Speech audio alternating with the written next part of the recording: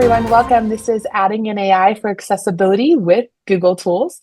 We're really excited to connect with you. We have down here a bit.ly link if you'd like to grab these slides and connect with us since this is a virtual presentation. So just as a by way of introduction, my name is Emma Moss. I'm in Canyon School District. I'm a digital teaching learning specialist as well as the AI project lead for my district and just excited to be here. That's my email. I'm also here with Hi, I'm Kelly Cannon, and I am from Jordan School District, and I'm also a digital teaching and learning specialist. And Emma and I are both co-leaders of GEG Utah, which we started 4 years ago. It's hard to believe, but we really enjoy Google. It's our favorite thing in the world, and we're excited to talk to you about all of these accessibility tools. Sweet. So my other title is the best friend of Kelly Cannon, and Kelly is the best GEG co-lead ever. So we really love Oh, working same together, here. Same. and it's just super fun. So So our plan for today is we already introduced ourselves. So now we're going to talk about our Google tools, and we sorted them into three different categories. So communication is our first category. Then we have personalized learning, and then we have navigation and access. So really quick before we start, Emma, what kind of inspired you to talk about accessibility? ooh, that's a great question. So I'm super passionate about accessibility. I personally just feel like that it's one of the things that we have in one of the reasons I went into education is because I wanted people to have equal access. I wanted people to have an education to empower them. Education is one of the greatest things we have that we can change the world. And so I feel like this accessibility catches and gathers sometimes those individuals we don't think about. And so I'm excited that you're here listening today because it means you're thinking about those students or those individuals and how you can include their perspectives and their how they are into your classroom. Yeah, I love that. Kind of going along with yours, I have a nephew that has autism, and he is almost 7 in a couple weeks. And just living with someone who has autism has been a really big eye opener for me as far as like things that they might need or things that you don't think about. And so I like, Emma, how you mentioned just having a way for them to communicate and to help them feel successful. And that's one thing I really love about Google is that they're always coming up with these innovative ways to help students and people succeed. And so, anyway, let's go ahead and get started. So, our first one we're going to talk about is communication, different ways that we can use Google for that. The very first one that we're excited to talk about is Chromevox. And Chromevox is a screen reader for Google. Um, so I'm going to have Emma push play. It looks like she already did. And is it okay if we watch this little clip here? It's about 30 seconds. I made it using a student Chromebook. I'm just showing you here in the corner how to toggle on Chromevox. It's in the bottom right-hand corner. You toggle it on. You can change the voices of the screen reader. You can change the pitch, the frequency, the volume, all of these different things. And the nice thing about it is it reads aloud text and descriptions, but also, like I showed you in that last part, it reads aloud um, web pages in your Chrome browser. And Kelly, what I And love about that, go just for it. jumping in, but we have here as our third bullet point, but that empowers students to independently access and engage with online materials. In my classroom, I used to have a day where I would show all of these features to all of my students so that it wasn't just like that student felt weird using it because I found out that several of my students liked things like the screen reader and they could just plug in the headphones and they could have it read to them. And I think that's really important to think about is sometimes it's just like giving your students the tools to be able to use and like jump in. So Yes, and I really like how you shared that all students could benefit because it doesn't necessarily have to be students who have reading disabilities. It could also be your ML students who are learning English. It could be good for students who have like vision issues and just in general kind of helping you focus. love that. So, oh, one more thing I want to add about Chromevox too is that you can also change the language and you can Oh, change the dialects. So you could have like a an English speaking but French accent. I didn't Um, know that. That's cool. so yeah, I really, really like Chromevox a lot. Okay. The next one is Google Lens translation. And so what this is if you download on your phone or on an iPad or some kind of tablet, the Google Translate app, then you can take a picture or you can hold your tablet up like with a sign or a text or anything like that, and it will translate it in real time and it will also read it out loud to you. And this is really helpful for your ML students who might need to translate something. For example, this is a card of a woman in STEM, and it was in English, but I wanted to translate it into Spanish. So I just held my iPad up and then I took a quick picture and then it translated it into Spanish for me, and then I was able to save it. Love that. Love that, Kelly. Um, This Yeah. one, it's labeled, but this one is about translating documents. So just covering some more features that you can help access and do language. This one's really easy to access. It's tools and then translate document, and it makes tons of copies. So this one's into dozens of different languages down here, and this is available inside every tool. So whether you're using the Google Lens app or you're using other Google Suite tools, you can provide that translation. Okay, jumping into this one. Kelly, have you seen this one from Live Captions? Yes, I love this one. Go for it. You may have seen these pop up as I was just playing that video for of Kelly's down at the bottom, that little black box. But you can use captions for anything with sound inside of Chrome. So this slide deck is inside of Chrome. So that's why you saw it coming on. But on your computer, if you open Chrome and in that top right settings area and click accessibility, you can turn on live captions. And just like I was saying, that little black box will show up at the bottom. What I love is that sometimes when people are talking, I like to read the words because it helps me process things like double processing, like I'm seeing and hearing. And so it's a super helpful feature. If you haven't used it, I even use it for myself. I love this. If you have it turned on your computer and presenting to your class, it automatically has those captions. So you don't have to go in and like click the YouTube video, click the button, or if you have other videos that are outside of YouTube, as long as it's inside of Chrome in that slide deck, it'll caption it for you, which I absolutely love. Oh, can I add one more thing to that too? I Absolutely. agree. I agree. And it helps me focus, like you said, while I'm reading and listening. Also, too, live captions can be in any language. Yes, So it they will can. translate automatically. So that's also another way to help your ML students, especially on some of those like kind of obscure languages that no one might be able to speak. At least it gives a starting point for translation. Yes, we have a student in our district that speaks Kinyarwandan from Rwanda. Wow, So sometimes there is, and these can provide support to them. I love that you brought that's that up, Kelly. amazing. All right, Amazing. I'm just excited to talk about this one. So this one is called Project Relate. It's an app that Google has. But what it is it creates personalized speech recognition models. So like let's say someone had a stroke and the way that they say a word is just a little bit different, then it picks up that that's the word and starts sharing that. So it provides clearer communication. Or one time, like I had a student that had a traumatic brain injury, and sometimes they had a hard time getting like language out. And so this helped provide that access to them and helped communicate that information.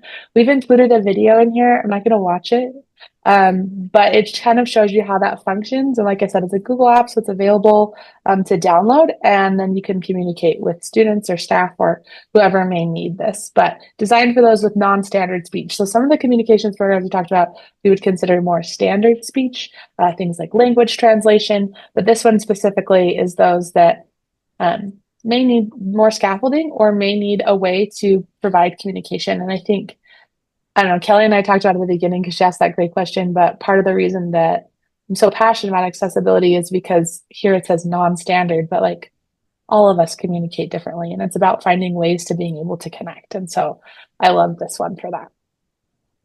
Oh, I have something I want to add. Yes. yeah. When you were talking, that just reminded me of a Disney movie that just came out. It's called Out of My Mind. I And haven't seen it, but I'm it's excited to hear about it. well, it just relates to this, I think, a little bit, because it's about a girl that had cerebral palsy and how it was set in 2002, I believe, so before a lot of this technology came out, but how she was able to get like a reader, kind of like a screen reader, but same kind of thing, this app. And she was able to like have a voice for the first time because she was nonverbal before, and like how empowering that was. I love that. Um, And like she had a teacher that really believed in her. And anyway, it just kind of brought all this together for me that it's things like this that make it so it like you said, they're just empowering for students to be able to participate and fit in and be able to access the curriculum, which is what we want. Yes, absolutely. With speaking of accessing, voice typing is a great way for students to be able to access. You can go into the tools menu and dictate speaker notes as a teacher. You can also turn this on for any of your tools that your students can voice text or voice type. You can also do that in any language. So I used to have a student in my classroom that would, as I was teaching, they would use this tool to speak in Spanish because they weren't literate and like writing Spanish, but they weren't speaking. And so they would put all of their questions in as I was talking, questions they had in Spanish from this dictation. And then after, like when I had a break either towards the middle or the end of the lesson, we would translate that into English. And then I would sit and work with them to answer their questions. So that's like a real way you could use this besides just like, I don't know, voice typing. I also use this if I'm like brainstorming. I've got all of my voice notes out because it's easier for me to talk than type. If I have like a bunch of ideas, this tool also works really well for like meetings. Like if you're wanting to record notes, what people are saying. Sometimes I'll be like, hey, can I record notes? And I'll turn this on and it will just voice type all of them out for me. It's awesome. I love that. And I have an elementary example of this. So I had a student a few years ago in my fourth grade class who, on her IEP, it said that she was allowed to use like dictation or voice typing, but she still had to practice putting in, sentences and then say period or exclamation point, like adding in that punctuation. And so it was helpful for her just to get like her thoughts out and then she could go back and edit if she needed to. But it was a great way for her just to still be able to type without taking a really, really long time. Especially in elementary, we have some of those kids that still like hunt and peck on the Absolutely. keyboard.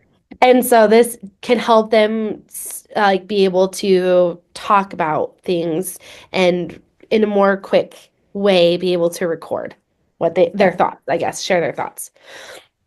Before we jump into personalized learning, I just want to take a second to pause. And you might be saying to us, like, wait, how is this adding in AI? I just want to talk about real quick. So this one, oh, I don't play the video again.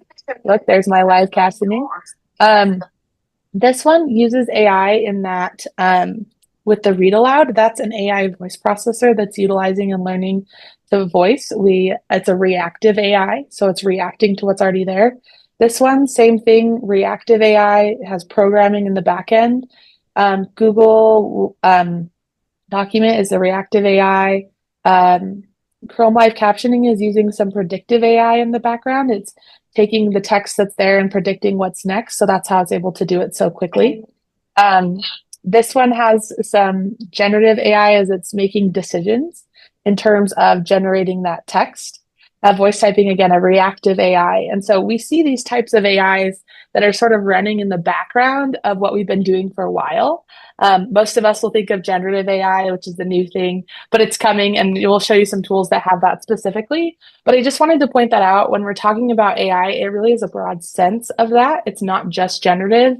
And so thanks for letting me take just a little bit of a sidestep, but because we're talking about AI and accessibility, these are some of the ways that it's built in. Okay, we're Yeah. going to jump into personalized learning now, which is where some of our generative AI is. Kelly, have you heard about this tool? Have you heard about Learn About? I have. Okay, Some districts, it's like blocked for students. So yes, in ours it is, but always like you mentioned with AI, always check with your LEA to see what's allowed and what's not. I know that with AI, people are being extremely cautious right now. And so just make sure before you try this with your students if it's allowed and if it works. Anyway, yes. continue. Tell us about Great it. note. Great note. I appreciate you pulling that up. Um, Especially because I don't think it's turned on for our students yet either, but it is for staff. So Learn About is this awesome educational tool. What I love about it is you can learn about anything. It's built on Google's LearnLM, which we'll show you some tools with that in a second. But like I can ask a question about anything. So this one is a screenshot of why do some sea creatures glow? But you'll notice here it brings up information, it cites that information, and then it has interactivity. And so it's using all of those interactions. You can get definitions, you can do like flashcards, they have vocabulary builders, you can explore more. I love this tool for when I'm preparing for lessons and I'm trying to like refresh my memory on a topic. I can go in there, learn about it, check citations, get pictures. So it really meets me where I'm at and answers a lot of those questions. So if you haven't played with this tool, this is a generative AI, but super awesome. I Okay, actually, Kelly. I was gonna say I used it once because I wanted to know about trees. Trees are kind of my thing. Okay. And so it made like a whole study plan for me to learn everything I ever wanted to know about trees and heartwood and sap. So it was in depth as I wanted it to be, which is great. That's fantastic. All right, Kelly, I'm going to turn it over for you to talk about this tool, which I know is your favorite because we've had conversations about it. And I love this one Yes. too. If Gemini was a real person, I would marry it, and I would marry Notebook LM in a heartbeat. And the reason why I like Notebook LM so much is because you can take up to 50 resources, and they can be websites, YouTube videos, PDFs, docs, anything that you have on a particular topic. Like, let's say, for example, we're taking Emma's topic of sea creatures that glow, and we can gather up all of our resources in one place. And then Notebook LM will kind of summarize and synthesize them for you. And it can give you, I've asked for timelines, I've asked for assessments and worksheets and all kinds of different things. Also, my favorite part of Notebook LM would be the podcast feature. So you just go up to the top and you can click on generate a podcast with two hosts. And what they do is they have these two AI voices who will sit and do a deep dive on your topic. And what I really love about it is that sometimes I don't have time to sit and read through 100-page PDFs, but I can listen to a podcast when I'm driving in the car. Students could do this like on the way to sports practice or after school. Students love listening to this kind of thing. And so podcast is just a great way to go in depth with these resources in like a fun and engaging way. And it sounds just like a real podcast. Yes, I think too, the cool part that you just pointed out for students. I know some districts or LEAs don't have this turned on for students, but they do for staff. But you as a teacher could generate the podcast and then download it and share that with your students. So I know there's a teacher that she uploaded like all of her lessons from the unit, created a podcast, and then downloaded it and posted it to Canvas as part of her study plan for her students. So I think there's some really great things here. Podcast feature is also my favorite because I listen to them when I have to, especially when there's multiple articles, because it helps me synthesize that information. All Love right, that. this one is MusicFX, and I played with this a little bit. Kelly, have you played with this one a ton? I love this one. Okay, Mhm. tell me more about it. Oh, yeah, sure. Okay, so what I like about MusicFX, so this is part of Google's AI Test Kitchen. So it's a Google experiment with AI. And what you can do is you can prompt any kind of music that you want to hear and any instrument. And then if you see where it says a jazzy piece with a smooth saxophone solo, those are drop downs. So students can just tweak it a little bit with different options, which is nice, I think. Like maybe they don't want to change everything, but instead of a saxophone, they want a piano or a cello. And so I think this is fun for students just to have something to maybe they can use it in a video or a presentation. It's an original composition. There's also a DJ mode, which is really fun.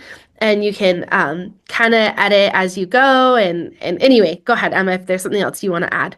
No, I accidentally pressed the button. Sorry, but I do love this one. We had one of our AI team members who's in the music look at it, and he was like, "Yeah, it did a pretty good job." We had one that played like what it would sound like classical music on a sunny day, laying in the grass, and like Did a Oh, good job representing what I thought that might sound like. So this one is really cool. A lot of what we showed you so far is generative AI for this category, but we're going to shift gears and show you again some of those reactive predictive AIs for the next couple. This one is insert audio. So you can add audio to any Google slide. So you just go up to the insert menu, click audio, and then you can use a third-party recorder to upload that, or if you've uploaded it before, you can plug that in. Easy, super easy to add. my We favorite also, for that really what? quick is Moat. That's one of my Oh, favorite yes. extensions. So you can play with that to get your audio. Perfect. Yeah. Great addition, Kelly. This one is GenType. This is on that same website as MusicFX. You can go to labs.google, but it allows you to make an alphabet out of anything. So this is when I screenshotted. It was a happy birthday one out of cake and candles. I've also done like star constellations. I've done fish, like letters out of fish. I think this is a great way to personalize if you want to incorporate something for students um, in a way that you're like, I'm not sure how to make this connection to the content, but I think about one student I had, his name is Owen, and Owen loved fish. And so I didn't, this tool wasn't out yet, but what I did is I added slides and I had like fish on the bottom of the screen that would swim across. So it like progressively get longer along the bottom of the slide. And he loved it because I couldn't find any connection to the content because of the tech class. But That's at least for those lessons. But I could see something like this, like a kid being excited just about incorporating or even playing with it and learning about generative AI. And I All think right. one more thing Yeah. really quick. Sorry, I keep Yeah. adding things in. So my No, it's nephew great. that has autism, Uh-huh. he like most people who have autism, like kind of like perseverate over one specific topic and they want everything to be that topic. So his is giraffes. So I have Oh. sat down with him and made giraffe alphabet and then helped him type his name Oh. and sometimes like vocabulary words and sight words because he's in first grade. So there's definitely different things you can do with that. No worries. And sorry, I'm jumping ahead. I just noticed that we're getting close to the end of our like 30 minutes. And so I'm just excited to share with you all of these things. So for jumping ahead, I've gone a little bit faster. That's part of the reason why. So next category, navigation and access.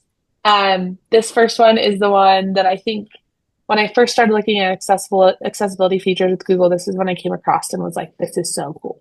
So this is accessible places on Google Maps. It's a feature that you just turn on in on your Maps app. And what it does is it will show you when you look for things, accessible places. So, like if they have accessible seating or restrooms or parking, or this one's huge, an accessible entrance, like if it's not just steps. So if you're like taking your students on like a class field trip or you're having them, I know like in my technology class, we had them plan a vacation. If you're doing those types of things, you could build in something like this to help your students be aware of it, or so that you can help them access places that you're taking them. It's a super cool thing. There's a video here, it's about 2 minutes, but if you want to know more about it, like watch that. Okay, this one is new, and this one is a generative AI feature, but this is called expressive captions. So this works in an app, and what it does is it enhances the video captions by adding descriptive phrases. So think like instead of it just saying and coming across the bottom like, "Hi, my name is Emma," it's like, "Hi," with an exclamation point. "My name is Emma," and it would capitalize that hi. And what it's doing is the generative AI is doing an analysis of the video and then giving more context to what's happening. So, like you can see here, the little girl that's like, it's sighing, or there's cheers and applause with ambient sound, like those things that really make watching a video interesting because of those expressions. They're now adding inside of captions. So, like even down here with this football game, they're going to stop him short. Like you can see the yelling because it's in all caps, where normally captions are just like one and kind of monotonous, and adding those in. So, cool Love that. feature. And I've heard that this expressive captioning is coming to other areas like the captions in Google Chrome. So, excited about Cool. that. All right, Chrome reading mode. Kelly, what do you know about this one? Tell us more. Oh, I love Chrome reading mode. This one only works in your Chrome browser though. So make sure you have your Chrome web browser open. And then what you can do is you go over to a website and you scroll down to settings, scroll down to your Chrome reading mode, and then it takes all of the pictures out and it just gives you text. And then it also has like different background colors. I know that I feel like I've heard somewhere that maybe students with dyslexia have an easier time reading text on a blue background. Yes. So it gives you like a blue or a yellow background. It can spread the letters out or condense them, make them bigger or smaller. So just students that might be distracted with some of those different fonts, colors, and styles can read easier on Chrome reading mode. Yes. I also love to put this in reading mode and then print it. Like it's a great way to access that. That's a We great also have idea. another minute and 2 minute video for you that if you want to watch this. Oh, we already covered this, but you can also personalize here. Have it You in two really love spots. it. We just love it so much it's there twice. Yes. Okay. AI image description. So this is using generative AI. And what it does is it's just automatically built in, so there's nothing you have to turn on. But if you use a screen reader like Chromebox or the Chrome screen, like reading mode we just talked about, because it has screen reading built in, but it will read the images. So it'll automatically assign a description to them. Chrome will create one, and the screen reader will make that accessible. All right. This one is the one I think I'm really excited about too. It is called facial control. So if you haven't seen this on Chromebooks, you do have to have a Chromebook with a certain amount of memory to be able to do it. But you can turn it on and you can control the Chromebook with your face. So you can move the mouse to the left or to the right. I was playing with it the other day, and if I smile, it would click. It was really funny because I was like, don't smile. Don't smile. If you ever come see me in person, I smile a bunch. So I was like, don't Yeah. smile, don't smile, don't smile. You can change the features and what happens, but this one is really neat. It's coming out on those newer Chromebooks. Again, it has to have a certain memory, but if you have a student that needs this, this is a really great thing to check with your IT department if this is a feature that you could turn on. And don't Love play the it. video, but we have it there. And our last one, I think it's our last one. Yes, last one for you is say what you see. So, Kelly, take it away. Yeah. Oh, what I really like about this one is it teaches students the basics of prompt engineering, right? I think that that's what our students are going to have to be able to do in the future, Wait, right? AI's. Kelly, we got to explain what prompt engineering is. All right, So, go for it. Jump in. if you haven't heard what prompt engineering, prompts are just how you interact with an AI, particularly generative AI like a chatbot. And prompt engineering skills are learning to practice that interaction. Okay, keep going. Sorry, just wanted to That's clarify. perfect. That was so perfect. Thanks for adding that. Yeah, and so I think, like both of us think, in education, AI is not going away. It's here to stay. And so something that our students really need to be able to do is to interact with a chatbot to get the right output, right? And so this one is just a fun way to practice. So Google will use AI to create an image and on the left, and then on the right, the student would type what they see or how they would prompt AI to get that picture. And then it gives you a percentage rating correct to tell you, oh, and it also creates that image again. So you can compare the images side by side, and then it will tell you your percentage correct and how well you did at prompting the AI to create that second image. And this is in labs.google. Things like GenType are there. So is that MusicFX and a couple of other things. Lots of Whisk, if you AI haven't seen it. tools. Yeah, lots of AI tools there. So thank you for joining us. That's what we had to show you, which hopefully that was helpful and inspiring. We're just excited that you came and watched, considering this is virtual, but hopefully this provides you a reference. If you have any questions about it, Kelly and I's emails are back on that front slide. We would love for you to reach out. Also, Kelly, Oh, yeah. We would love for you to join GEG Utah. This is our website. All you need to do is look for the Joining GEG on the very top tab and put in your email and your contact information there. And we would love to see you at our monthly meetups. We send out videos, resource shares. We stay up on everything Google related. So thank you again so much for listening to us, and reach out if you have any questions. We'd love to talk to you. thank you so much. Have a good day. Bye. Bye.